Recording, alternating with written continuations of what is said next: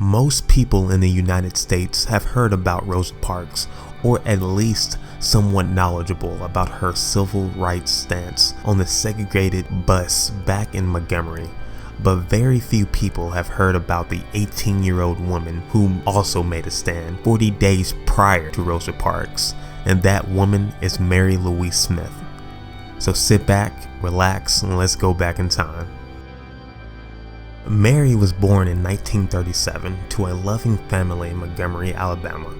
She would eventually grow up and graduate from St. Jude Educational Institute, the same institute her siblings would also attend and graduate from. On October 21st of 1955, when Mary was returning home while riding a Montgomery city bus, she was commanded to give up her seat to a white passenger who had recently boarded.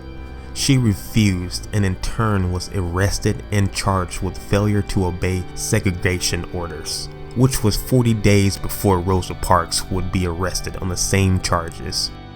Mary's dad would end up bailing her out of jail, paying out the $9 fine, and the incident stayed under wraps for some time, only being known by some family members and neighbors.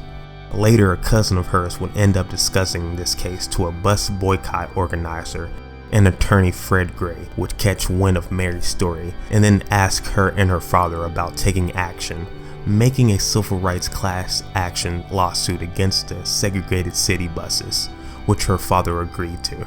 On February 1st of 1956, Gray and his attorneys will file a civil suit, Browder v. Gale, in the U.S. District Court, challenging the state and local laws on bus segregation. One of the 5 plaintiffs was Mary Smith, along with Aurelia Browder, Susan McDonald, Claudette Colvin, and Jeanette Rees. Rees would end up leaving that month due to intimidation.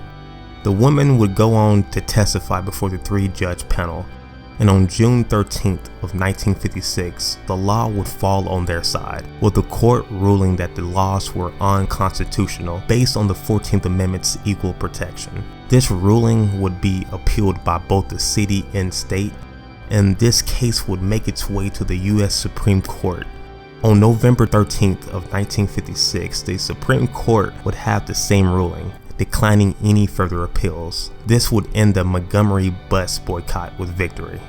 In later years, she would find out why she wasn't the face for the bus boycott like Rosa Parks.